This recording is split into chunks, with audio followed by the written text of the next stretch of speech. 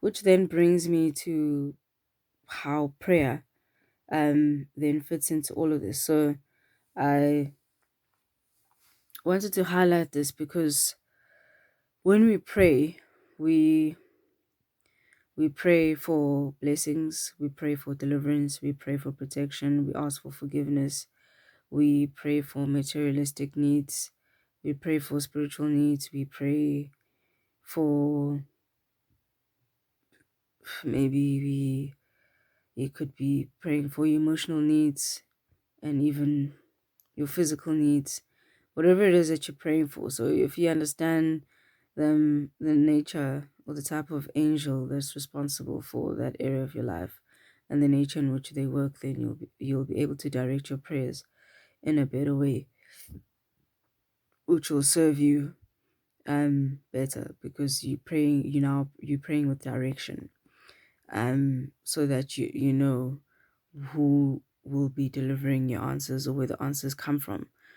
So that's understanding the background work that goes into prayer. So once you've actually released something to the universe by professing it with your mouth, then you'll get to understand which angels receive those messages and which angels are responsible for doing the work on them.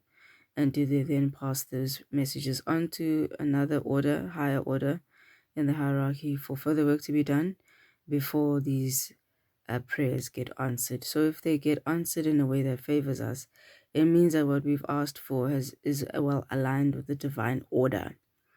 So it basically means that it's aligned with what God wants. It's aligned with God's will for us. So that's understanding what how powerful prayer is and the in-depth detail that goes into the work behind manifesting the things that we ask for when we pray.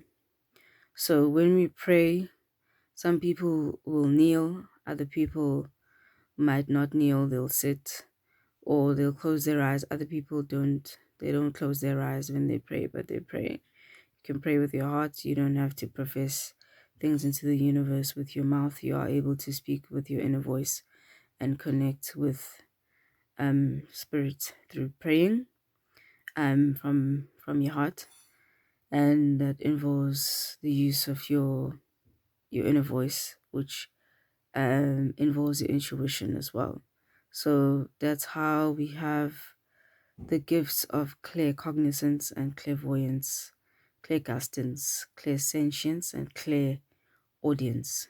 So clairvoyance is the gift of knowing, when you just know that somebody's lying, and you just know that somebody has done well before they even tell you. And then clairvoyance is the gift of seeing. So you have visions. Things that start playing before you, can happen in your sleep, can happen while you're awake, but you have the gift of seeing. You have visions that come before you, and you're able to see those types of energies. Then the gift of clairgustance is a gift that involves being able to sense things from people. So you can sense when somebody's not well. You can sense that someone has backache. You can sense that someone has a headache. You can sense that someone is uncomfortable. Someone is anxious about something. You can sense that somebody, excuse me, is masking a certain emotion. Basically, it's a gift of being able to sense people and sense their pains or sense their emotions.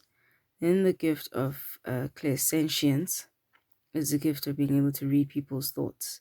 So by the time someone says something with their mouth, you've already heard their thoughts. So you're able to tell when someone is lying to you because you already know what they've thought before they've said it with their mouths. So you'll know if what they've thought is different from what they've said with their mouths. Um, and that's where praying with your inner voice without professing it with your mouth into the universe, when you pray with your heart. That's the gift that you're using, the clairsentience, because the people, or the angels rather, that receive those prayers are the angels that use the gift of clairsentience, because they can read your thoughts. They can read your deepest emotions, along with those that work with the gift of clairgustance, for example. And then you've got the gift of clairaudience, and those are the people who can hear spirit. So they can hear in frequencies that are far above that of the human realm. So I know dogs are able to hear the frequency of 20,000 um hertz, 20,000 kilohertz, which is above the hearing frequency of that of humans. So if you are clairaudient, then you hear above that frequency. You can hear frequencies of up to about 40,000 kilohertz. That means you can hear spirits, so you can hear if there's footsteps. If there's an angel walking around, walking into the house, you can hear them. If there's angels who are having conversations, and you're in the same room as them, you can pick up on certain words that they're saying they'll allow you to be able to hear those words, so that you can figure out what it is that they're discussing, or so that you can receive a certain message about something. Maybe you've been praying about something, and an angel will come and they'll say one word, and you'll have an epiphany, and you'll know exactly what it is that you need to do, because you've just received your answer. So that's the gift of clairaudience. And so these gifts come together they intertwine with prayer in the manner in which I've tried to explain to you, and which then leads us to meditation. So meditation is basically you connecting with your higher self through the use of quiet, through the use of uh, audio, which um, can be compiled to for us to listen to it at certain frequencies, which basically does certain it brings a certain effects in terms of our brain, because creates certain brain waves in our minds, and those brain waves are able to basically, in connection with the third eye, the pineal gland, the kundalini, those become activated, and then our third eye opens, and then we're able to see beyond. And we use these gifts of clairgustance and clairaudience and clairsentience, clairvoyance, claircognizance, to be able to connect with spirit. And so, meditating creates balance within the seven chakras, because we use different parts of our bodies to be able to receive certain messages. So, for example, um, if you're someone that is clairvoyant, you see visions. So it means that your third eye is very active. It's very open, because you're able to see things real time, and you see them in a spiritual realm. You can see energies, so you already know when someone approaches you, if they're approaching you innocently, or if they're approaching you with ulterior motives, or if um they are you can basically understand if someone is being genuine or if someone is being dishonest. You can even, depending on how much spiritual work you've done, you can then even be able to determine if someone is coming to you in a dishonest demeanor. You're able to go deeper and uncover why are they coming to me in a dishonest demeanor. Sometimes people will approach another person, and they will come across as being dishonest only because they are shadowing or masking their true thoughts and their true emotions. So it's not that somebody means to be deliberately chooses or means to be dishonest. It's just spiritual work that they haven't done to be able to just express what it is that they have to say. Express how they want a certain thing to work out, or how they want it to be. And so when we go about living our daily lives, then the seven chakras of our bodies, they get affected. So we've got the crown chakra, and then we've got the third eye, and then we've got the throat chakra, then we've got the heart chakra, and then we have the solar plexus, and then we've got the sacral chakra and the root chakra. So you're welcome to read about the 7 chakras. I'm not going to go into too much detail about them per se, but I can just explain that the root chakra is responsible for basically the fears and anxieties that we have. So if your root chakra is out of balance, you'll be someone who suffers from a lot of anxiety. You have panic attacks, you have a lot of insecurities, you've got a low self-esteem, you don't value yourself too well.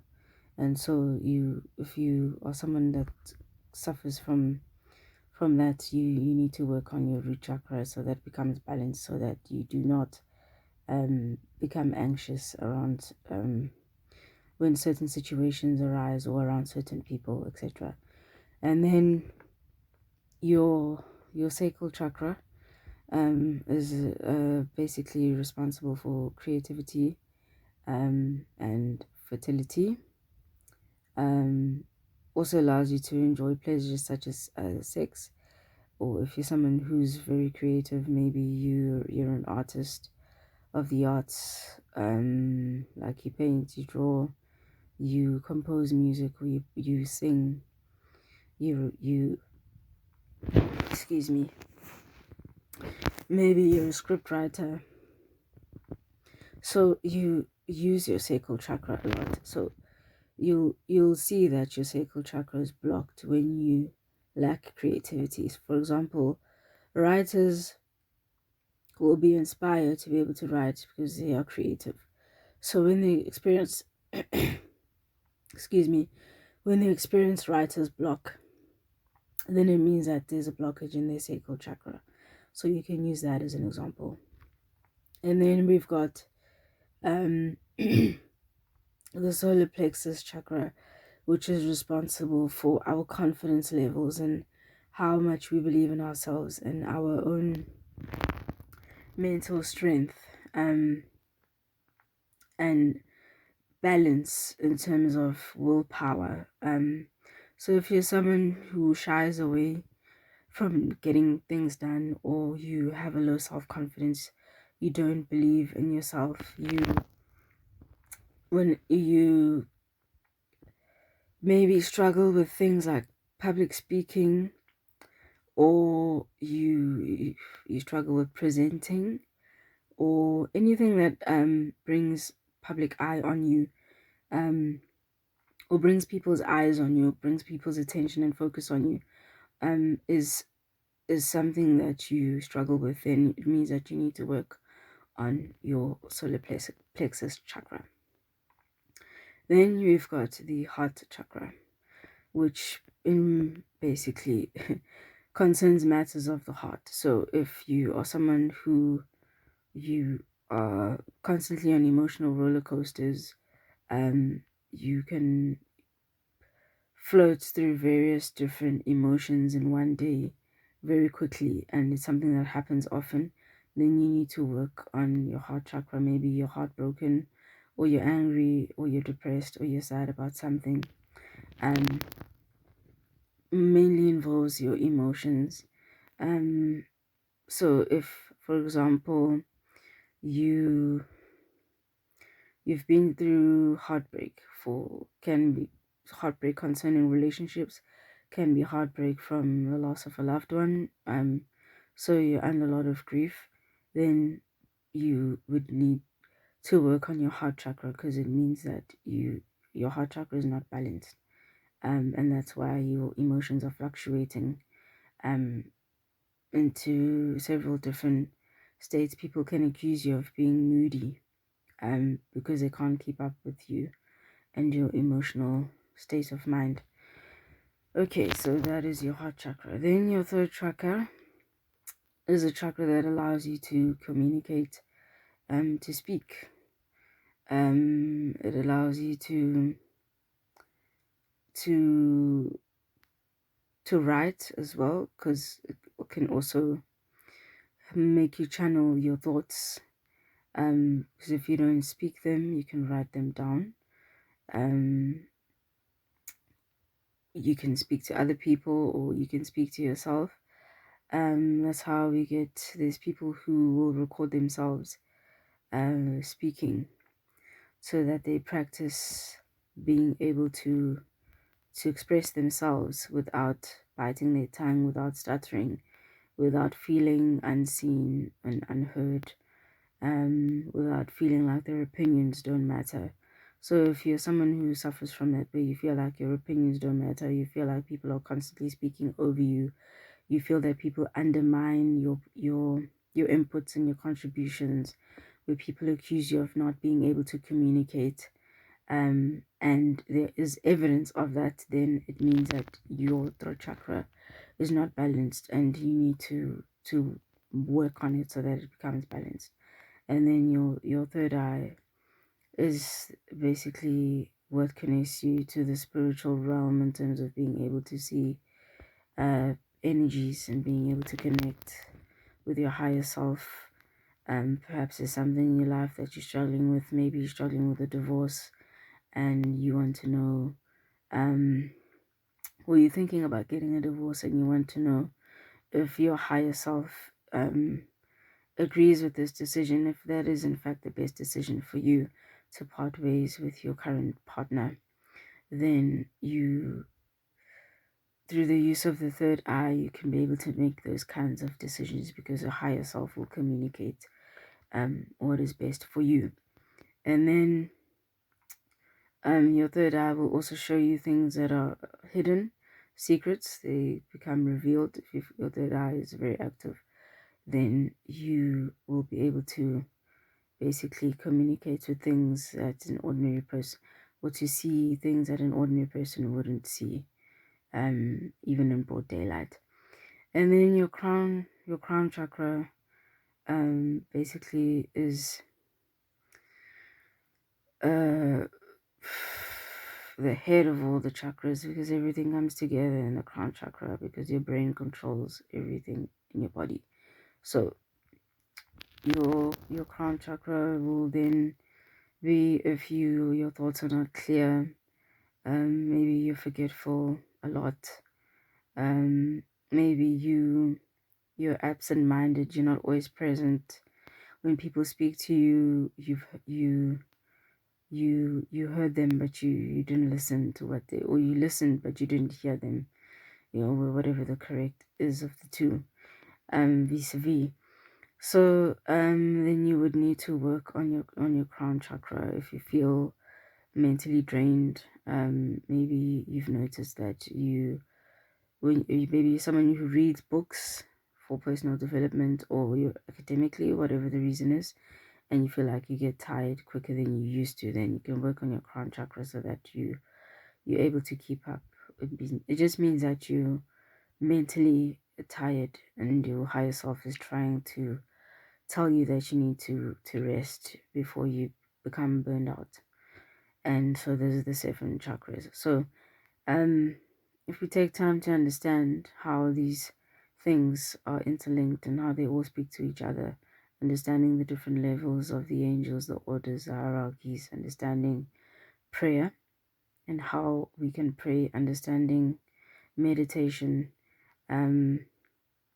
you'll find meditation and prayer have one thing in common, which is you being in touch with the ground. So when you meditate, you can sit um on your bum in different meditation poses, or you can also meditate while you're doing something. So some people are able to meditate while keeping busy, like while cooking, or while sweeping, or while doing something like sewing, crocheting. Those are activities where your mind gets time to think while you're actually busy with something, but you're able to think about something else. You're able to get lost within yourself, while still being physically busy with something. So you meditate because you're able to go deep within yourself and connect with your higher self. And then prayer and meditation they go well in hand together, because at the end of the day, the point is to be aligned with the divine order, to be aligned with God's will for you. So if you pray for things and you don't see them manifesting in your life, that's why there's a saying that says, dreams delayed are not dreams denied. So the divine order might not have denied that you see a certain dream manifest in your life, but they've denied for you to see it manifest at a certain time in your life, because there's certain spiritual work that you need to do first before you can see those things manifesting in your life. That's just an example. Or you might be asking for something, but your focus is not on the right thing. You're praying about asking for maybe you're praying about asking for say for example, you're asking God to give you a wife. Meanwhile, you're involved with someone, and you have been for maybe 2 years, 3 years, but you're asking God for a wife. So if the divine order has decided that the person that you're currently with is the person that is supposed to be your wife according to divine order, then you can find yourself being misaligned because you think that the person you're with is not the person that you're supposed to marry, or is not supposed to be your wife or your husband, etc. So I'm just giving you examples of how you can misalign yourself with the divine order without knowing it or without being aware of it. And so that's why the power of meditation and prayer is very important, and these two work hand in hand together to help us to pass on the messages that we need to pass on to God. So when you pray, those messages are received by the angels, and the angels will basically start advocating on your behalf based on the messages that you have given to them. So they decode your prayers, and then they start distributing the different requests to whichever group of angels, or whichever order of angels rather, is responsible for that area in your life. Angels don't necessarily need to be related to you by blood as well, is something that you might not be aware of. You can be assigned an angel that's not related to you by blood, but because they've ascended, God has assigned them to be your spirit guide, so they do wish the best for you. And so you don't need to worry about whether they are from your lineage or bloodline per se, because all they do is they have a mandate that God has given them, and they have the responsibility to see to it that they deliver that mandate according to God's will for your life. So that's basically our talk for today. I hope that you find this information enlightening, and I hope that you find value in it, and that it starts to change the way that you see your spirituality, the way that you pray. It starts to change.